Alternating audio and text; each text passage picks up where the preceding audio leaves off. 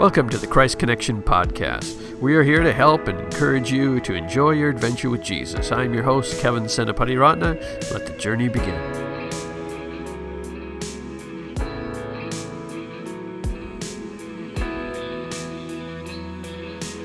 Hello and welcome to the Christ Connection Podcast. My name is Kevin Senapati-Ratna, and I'm glad you could join us today for this fun conversation with my friend Brent Silkey. Brent is the founder and started Chi Alpha at the University of St. Thomas in Minnesota, and he's also the founder of 30 For Freedom, a movement to end human trafficking, and it's seeing some amazing things. It's just new and it's starting out, and God's using it to make a big difference, which is the real reason, along with hearing Brent's story, and some of you are going to want to get involved with what Brent is doing, but I also wanted to bring him on because God often puts things in our hearts to start things, and I believe that there's people who are going to listen to this who God's put something in your heart to start, and it's hard to get off the dime kind of starting that whole thing. You can just leave it there for way too long and miss out on all the good things that God has for you. So Brent and I dive into how you start things for God, what's involved with that, kind of how to keep going when you get started, and just some really good stuff. He's got some great wisdom when it comes to that. Along with hearing his great story, his great guy, you may just want to get involved with what he's doing. That's fine too. But if God's put something in your heart to start, sit back, listen, say, God, let me know what it is that I should do first, and let me get going. So without further ado, my conversation with Pastor Brent Silkey. All right, Brent Silkey, welcome to the show. Thanks so much, Kevin. Honored to be here with you. We have worked together on the Minnesota AG Prayer Committee, so we've known each other. It's been a while now, hasn't it? Yeah, I think almost 10 years. Wow. Don't say that. That makes me feel old. Because you're only like, you're not that old, so I'm the old guy on the committee now. So you are, yeah. And I'm not comfortable with that, but whatever.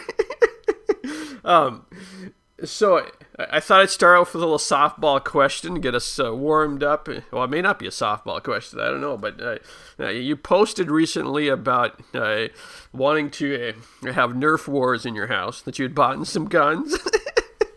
And so, have you given the guns out yet, or? Oh yeah. And how'd it go?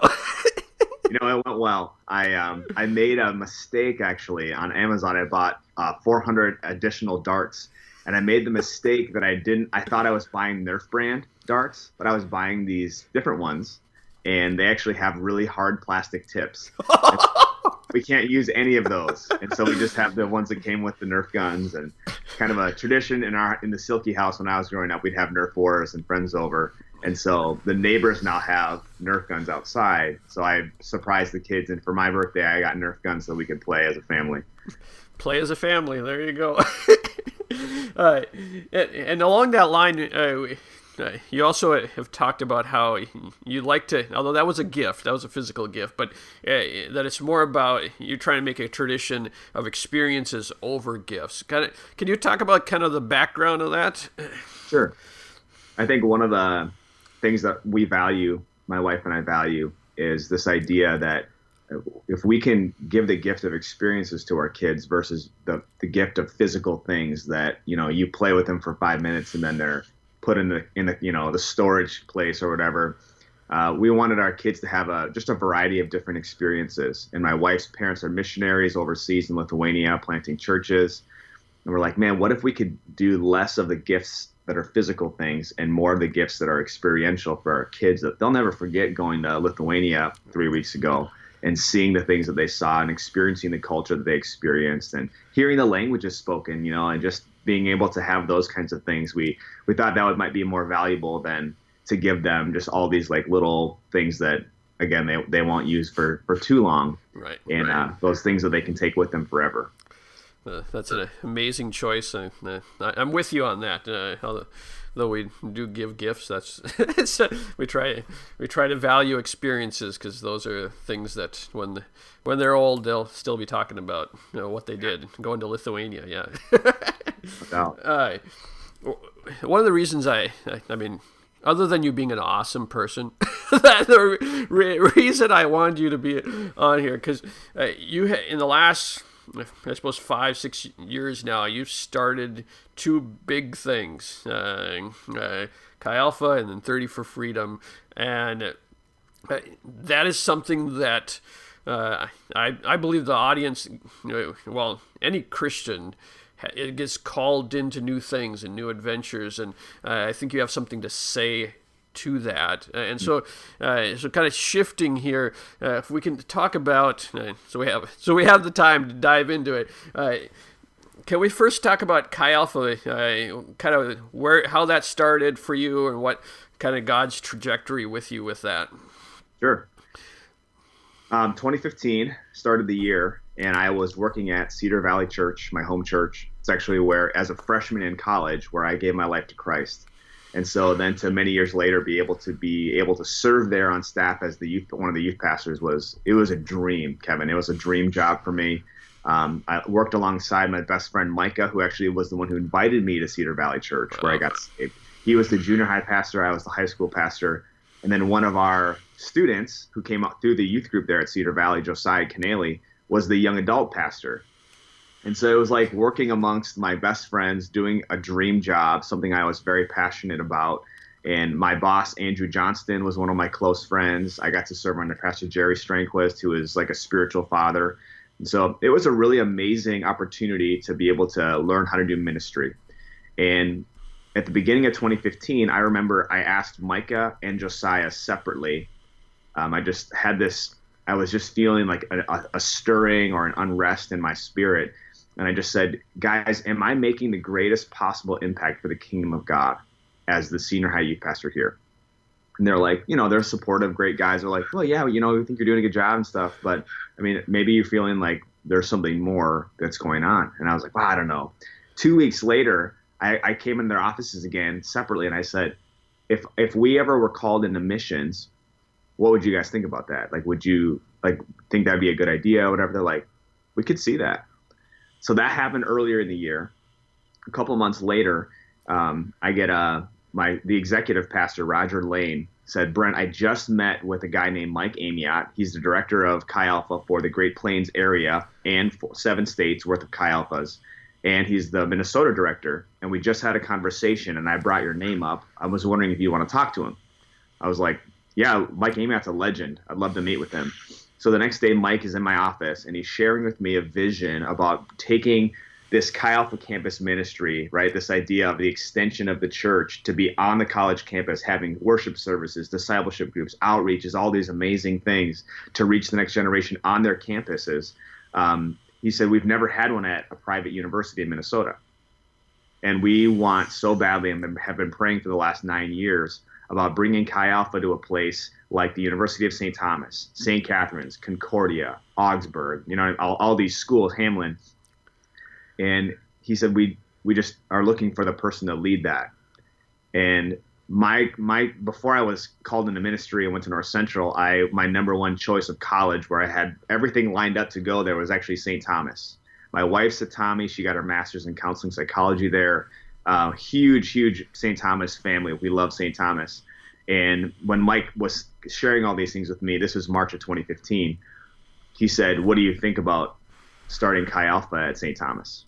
And I said, well, it sounds like an amazing opportunity. It sounds awesome.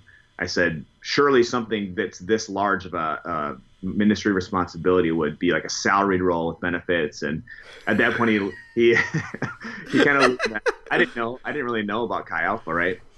He leaned back in his chair and he said, well, you'd actually have to become a missionary. And I knew at that point this was clearly not the Lord's will for my family. We just had our second baby. We just purchased our first home. And so we have a mortgage now. Like, there's no way that you can stop being at a salaried role in ministry and go and becoming a missionary in that time frame. Like, that makes no sense. And so that night, Micah Mack was preaching at our youth service, and we ended with a time of open prayer. He said, I want you all to meet with God before you leave this room tonight. So find a spot, meet with the Lord, and then listen up.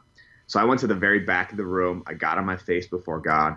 And God gave me the clearest vision of my life. It was me standing at a certain spot at the campus in St. Paul, St. Thomas. I had a Bible open in my hand and I had students around me. This is the same day earlier in the afternoon when I heard about this dream to bring Chi Alpha to the private schools. And I'm just like, oh my word, are you kidding me, God? Like, this does not make sense. And so over the next few weeks, we met with mentors and people.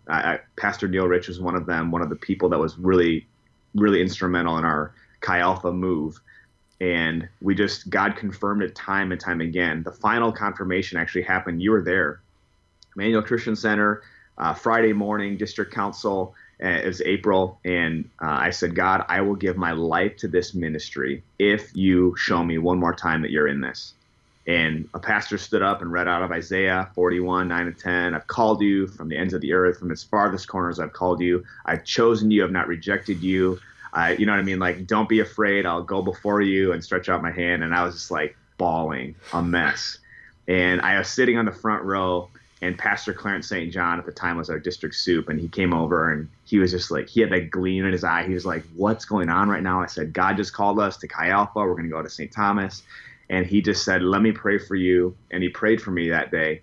And God knew that my greatest fear was this whole idea of providing for my family and how is this going to work financially. And after that first day, we had 7 people, friends, churches, pastors that said, hey, if you're going to do that, we're with you. We got your back. And so it was again confirmation for us that this is what God has called us to. So we jumped in. May 1st, 2015 was our first day as Chi Alpha missionaries. And it hasn't been an easy road, but it's been an incredibly fulfilling thing to see God do some stuff that we had not, wasn't even on our radar, you know. It was kind of an out of left field calling then in some ways. Oh, for sure. Absolutely. Yep. And we'll come back to Chi Alpha as we go through this. But again, I want to set both of these up kind of side by side so that we can dive into them together. So, and you're even wearing, people can't see this, but you're wearing the brand here today with your, your 30 for Freedom. Give people kind of the backstory. What is 30 for Freedom? And then kind of how did it come to be? Yeah. 30 for Freedom is a movement that exists to end sex trafficking in our lifetime.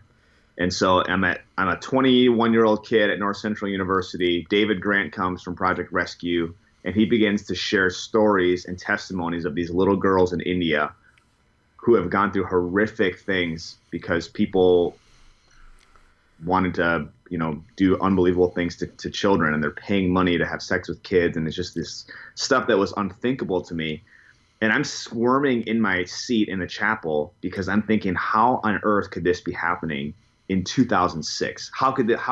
Are we not advanced enough as humanity to not do this kind of evil? And the more he talked about it, my heart just was wrecked that day.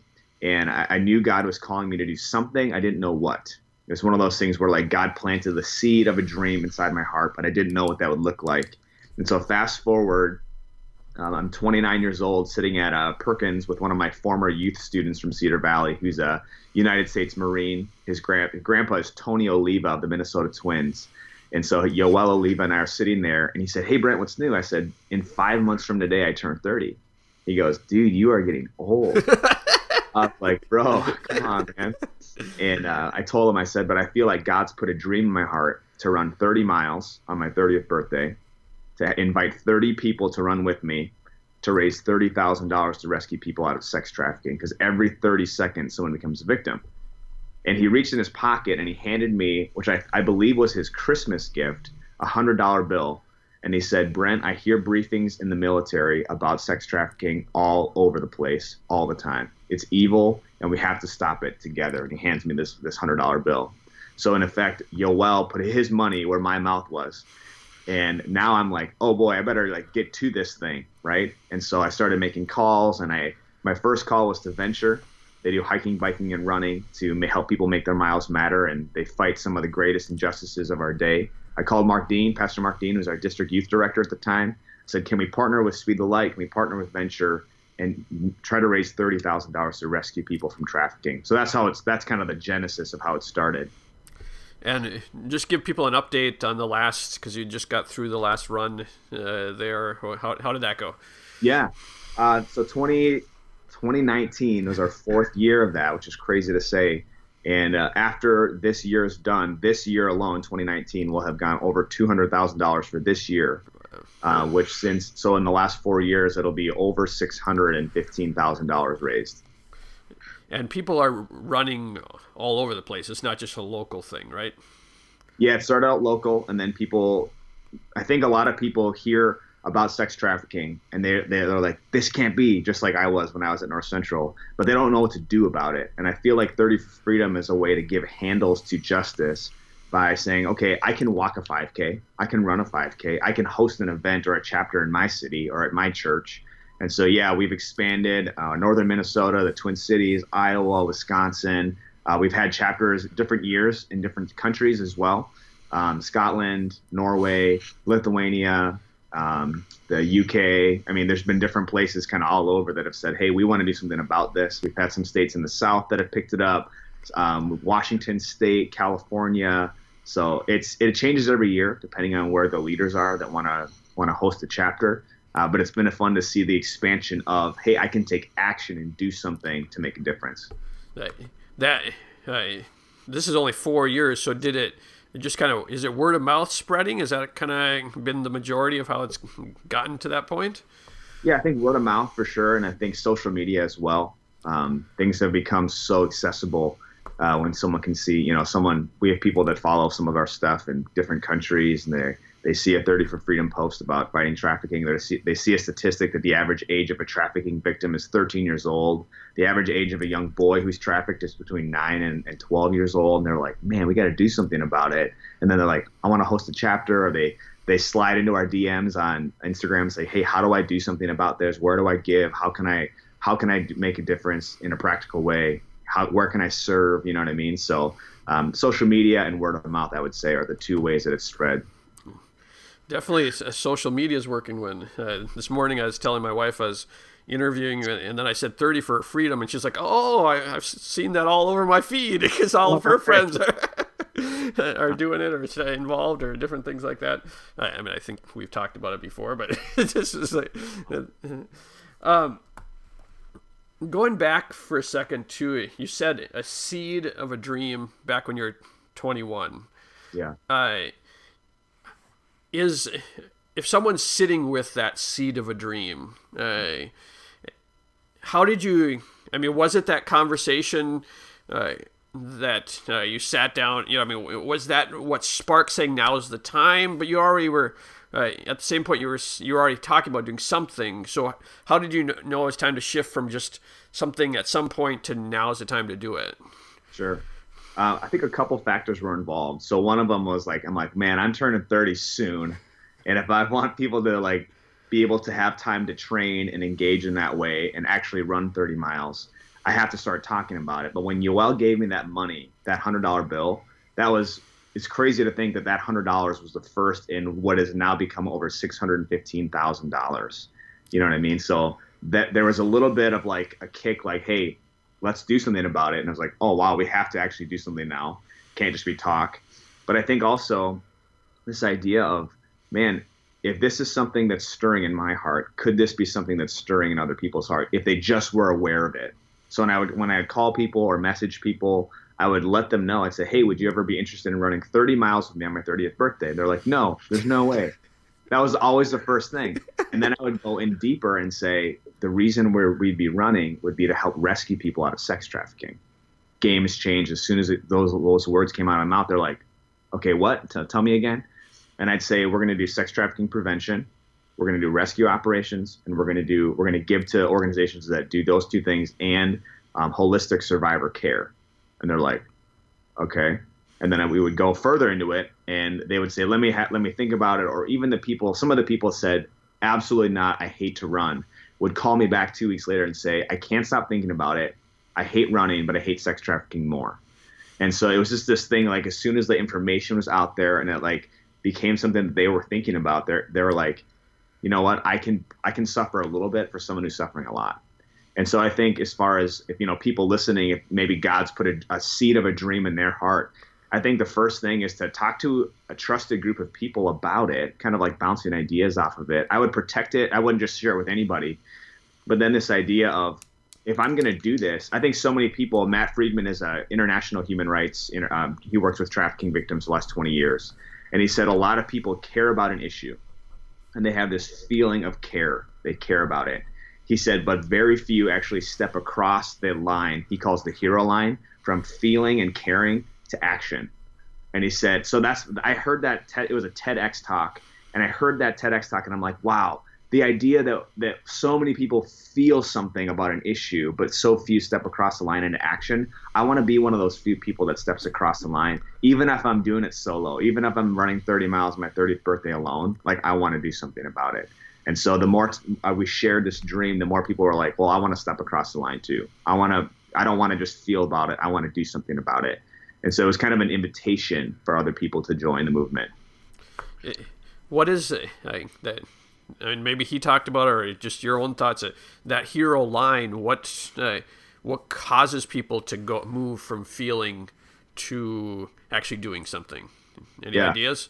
Yeah, I think there's a paralysis sometimes that takes place, and I think it happens in the church, but I think it happens outside the church as well, where we get information about something, like, for instance, in Chi Alpha, that 59% of high school students who graduate from our churches, they walk away from God, church, and the faith within the first 2 years of going to college. Well, that's a statistic that's not settling for anyone to hear that, but then they don't know what to do about it. So I hear the statistic that every 30 seconds someone's trafficked, but I don't know what to do about it. So there's this big overwhelming thing. It's daunting. I don't know how to make it like something where I can take an actionable step. And I think with 30 for Freedom, it was this idea that we're going to run, we're going to move, we're going to do something physical to help rescue someone physically.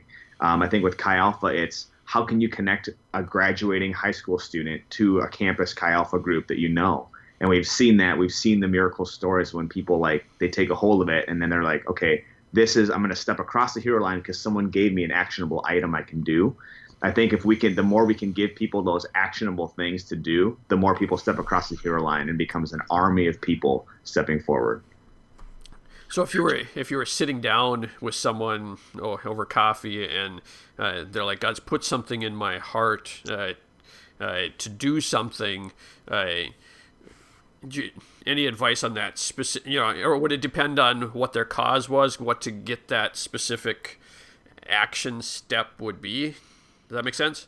Yeah, that's great. I think if they can if you think of it like physical fitness, right? A lot of people I talk to, especially first part of the year, they're like, hey, I would love to get healthier. So they have this big aspiration of getting healthier. And they're like, but I don't necessarily know what the next step is. I think if they can have someone in their life that's a coach or that's someone that helps believe in their dreams with them, to say, okay, you want to get healthier. What does that mean for you? Well, I'd like to lose some weight. Okay, if you want to lose weight, maybe you need to engage a trainer in your process of getting healthier, or a health coach, that kind of a thing. I think if someone's sitting there with a dream saying, what do I do? I think what is the simple next step of obedience you can take? And one of the things I want to teach my kids, that I want to teach my Chi Alpha students, is that the greatest mark of success for any Christ follower is our obedience. It's not how big is your congregation or how much money you have in the bank. It's literally, were you faithful with the thing that God put before you? Were you faithful with the next step?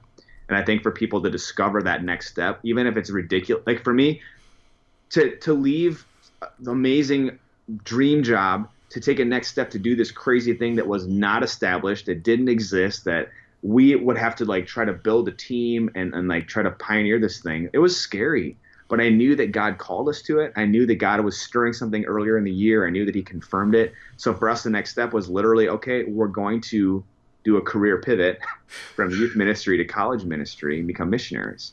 And so for us, it was literally that step of, okay, we're gonna become missionaries here and do this thing. And we've learned over the last 4 years, Kevin, is where God guides, he always provides.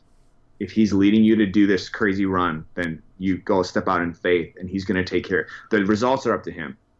If he's leading you to start a ministry and you're like, I don't know if I can do this, well, follow him in obedience and the results are up to him. And so that's kind of what we've seen over the last 4 years in both Chi Alpha and 30 for Freedom.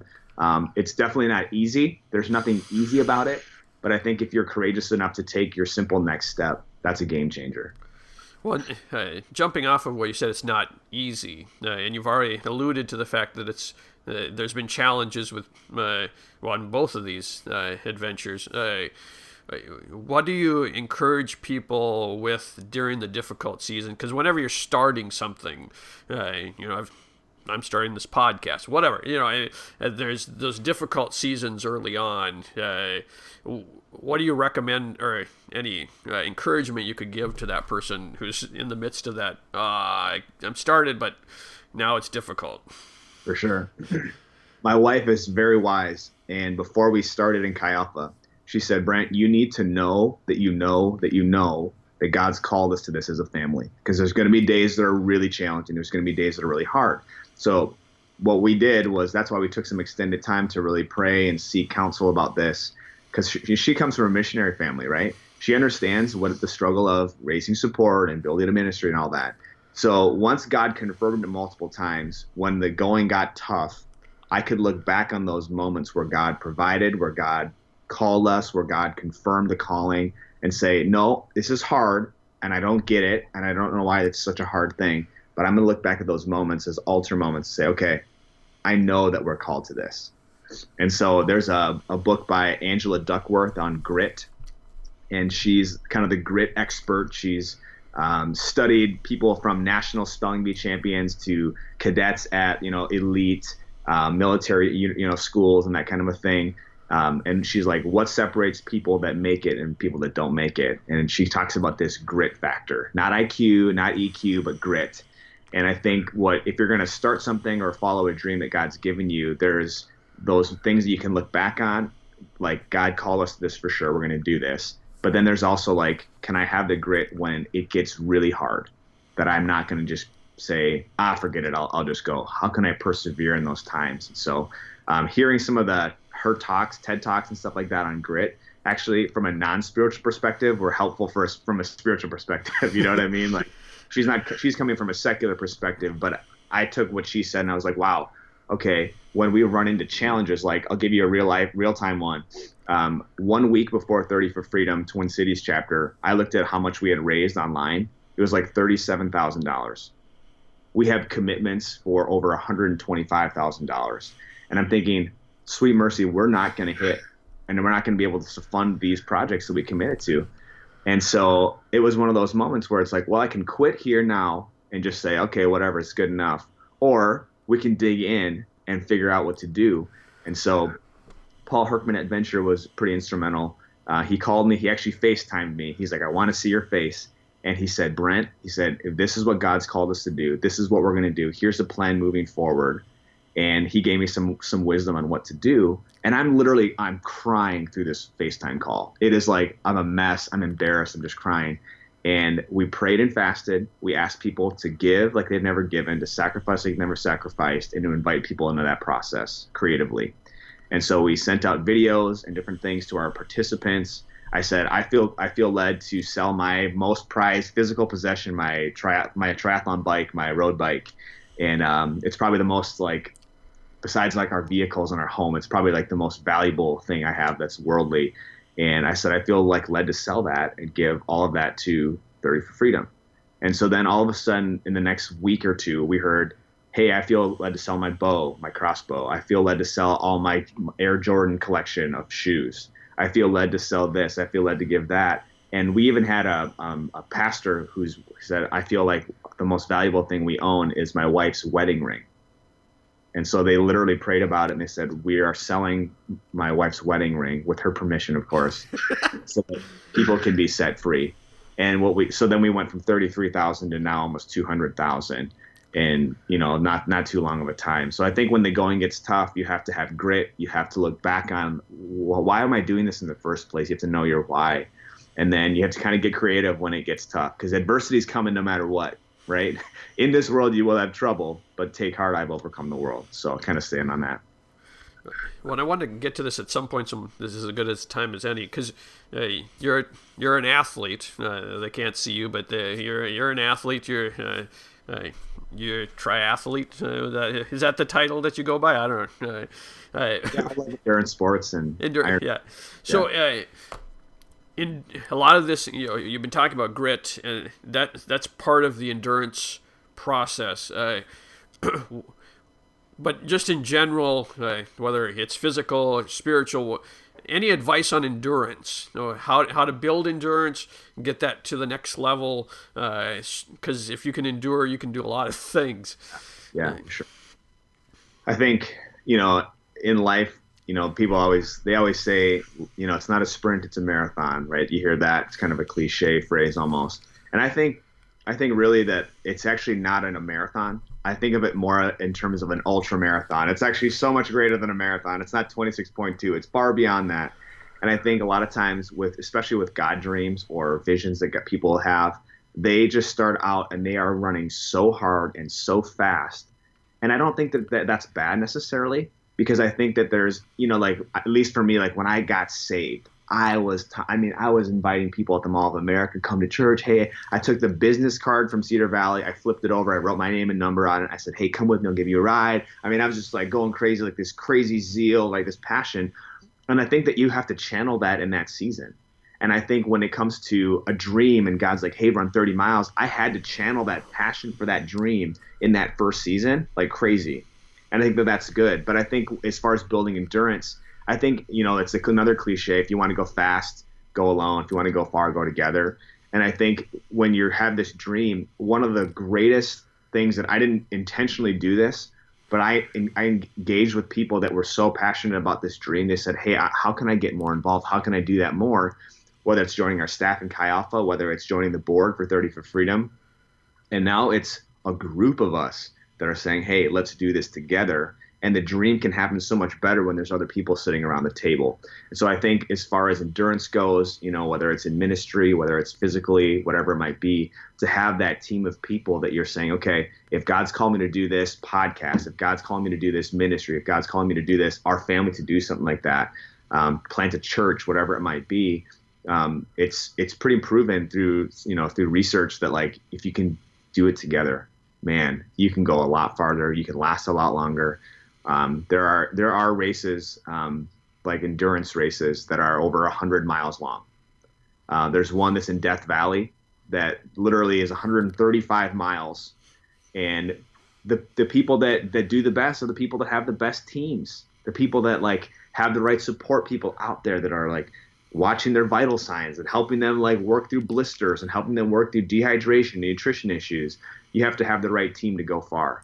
And so I think for people listening that it may have a God dream, who are people that might share that similar passion? Who are people that might say, you know what, I can get behind that. I would like to support that, and like engage them on your team, because then you can, as God leads you, you can do anything.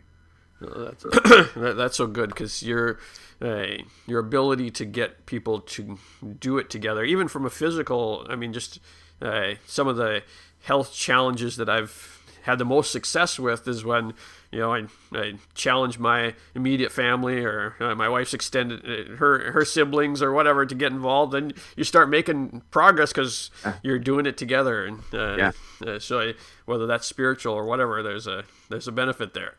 Absolutely, synergy. The other day you put on Facebook that your top 10 transformation steps. And since I knew we were going to talk, I thought this is some good, because it connects with what we're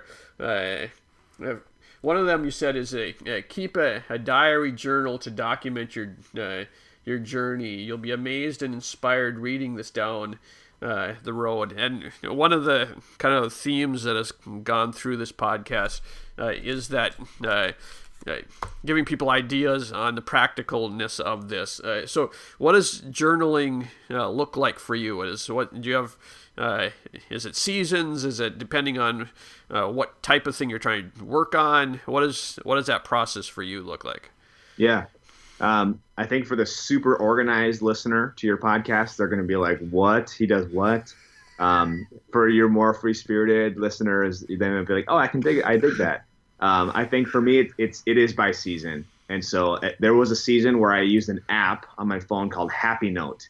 And it's like the silliest thing, but every day you had to log 3 things you were thankful for, or 3 things that made you happy. And for me, I'm like, well, happiness is a fleeting feeling, but for me, I'll say like a joy journal, like 3 things that I'm so thankful for that happened today. And it was cool to look back at that. So that was a season. I have multiple journals upstairs in my home. I bring some with me wherever I go, and I can write things down, or if I have a meeting, or log something that maybe God spoke.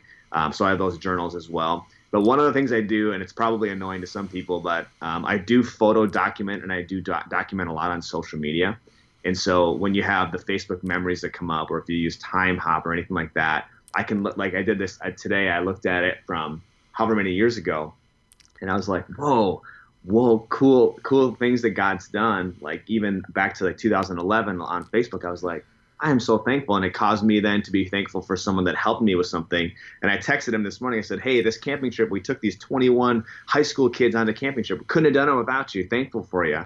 He's like, oh, that was a great trip. You know what I mean? Like, it just a way that I can remember, whether it's an app on my phone, social media, that kind of documentation, or a physical journal. To be able to have these different things and sometimes if something super significant happens, I'll actually do a voice memo on my phone and just record like, wow, cannot believe it. Just walking out of the service from this camp, and this is what God did tonight. It's so crazy. This girl said that, and this happened over there. And there's so, again, for the organized person that has a system where it's like this, and this, my systems are like 10, but it depends on where I'm at and what I have accessible. But love to go back and see those things and remember those things. It's kind of rehearsing the faithfulness of God. Do you go back to the voice memos ever? Not as frequently as like looking through something or like a social media kind of a remembrance thing, but sometimes it's crazy to something major happens and you like go back and you like find a voice memo and you're like, whoa, it like brings you back, and like you almost can like feel and sense everything you were feeling and sensing when you recorded it. Because I don't know, something about the voice, like it captures so much more of the emotion than for me just my chicken scratch handwriting or something, So well, that joy journal, and I talk about that in my first book, Enjoying Prayer. I did that for about 2 years straight. Every night I wrote down 5 things I was thankful for, and it changed my outlook on life. Because first off, just because I had to, I was looking for those 5 things as I went through my day, because I knew I had to write them down. And also just the realization that if you do it for that long, there's good days and bad days in there. But even in that, God is, even in the bad days, I could still come up with 5 things I was thankful for, because that's how good God is. Even in our bad days, there's something to be thankful for. So I think you downplayed that a little bit, but I think there's definitely a benefit to forcing ourselves to think of the goodness of God. Yeah, and then I heard Dina Kasser is an Olympian. She's a great runner. And she did the same type of thing. And then she said, and it enriched everything else I did, because like you were saying, I was looking for that throughout the day. And if it was something I was thankful for yesterday that I got to experience again, it was even more rich because I'd already thought about it. And I was like, that's so good.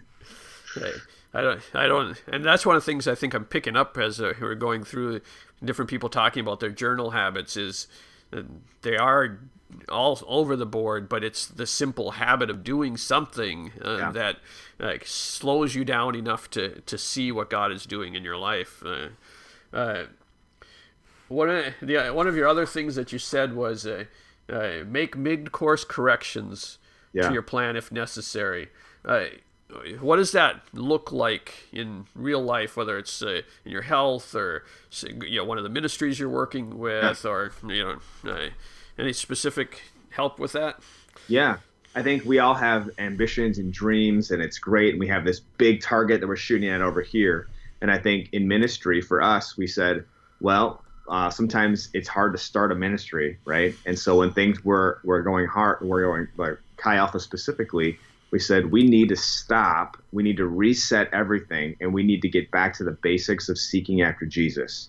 And so we had a semester where we just said, okay, we're going to clear the stage. It was right after they cleared the stage at the Minister Spouse Retreat. And we literally just reset everything, and God began to do a whole new work and a whole new season. This last school year was I would say, our healthiest, strongest school year at Chi Alpha. And we said we are so anticipating what we think God's going to be doing this fall that we want to literally have someone praying and fasting every single day from right now until when we get to the school year. And so I just put out blank calendars for our students. I said, if days aren't taken, I said, I will take every day that's not taken. I said, I might be a lot skinnier next school year. But it was so cool, and I was so blessed because every single day of this summer has been marked by prayer and fasting from one of our students at St. Kate's or St. Thomas, one of our leaders, one of our staff. And I just think that it's kind of a helpful mid-course correction there, saying, okay, we're going to try to seek what God is doing and seek God here so that we can make a correction for, what's coming. I think for my health, in ministry, right? It's like, hey, there's donuts here on Sunday morning, and we've got the board meeting's got these rolls that so-and-so made, and hey, let's go out for rolls or whatever. It's like always like this food. And so I was finding myself looked in the mirror. I was like, oh my word, I'm 40 pounds overweight. I'm running marathons. I'm still doing, all these other things, but this is I'm not being a good steward of my health. And so we had to say, okay, what are we going to do as a family to make mid-course correction on our approach to nutrition and health? And part of that was my wife is just this amazing, she just studies things and she learns things. And so we literally had a pantry purge, Kevin. We threw everything out that was processed in the pantry. We threw 4 tubs of ice cream out, and we kind of started over kind of from a more natural perspective. And so from a physical standpoint, that's changed everything in my endurance to even do physical or spiritual things. And so, I think whatever you're doing, it's good to evaluate. And sometimes the journaling helps you slow down enough to be like, oh my, I need to make a change here. And then having the courage to make that change. Yeah, courage to make the change is huge in that whole process. As we start winding down here, any kind of thing that's just on your heart right now that maybe God's dealing with you with, or something that, as we've been talking about the whole idea of starting something for God that you want to, that maybe I just missed as we've been going through here. Yeah, I think the big thing is, we start something, and we start a lot of times from humble beginnings, right? And I know starting with Chi Alpha, we started out on day one, and it was my wife and me. And it was like, okay, here we go, God. And I think what we've learned, at least what I've learned over the years of doing this, is that, there are certain times where we do have to have not just a mid-course correction as a family, but a mid-course correction as a ministry, or we have to have these moments where we just say, everything else has to stop. We have to unplug everything and just say, okay, what is God asking of us right now in this season? And I think the more that we have been able to do that, the more that we've seen that trickle down into our kids and our family, trickle down into our students, and then they kind of catch the heartbeat more.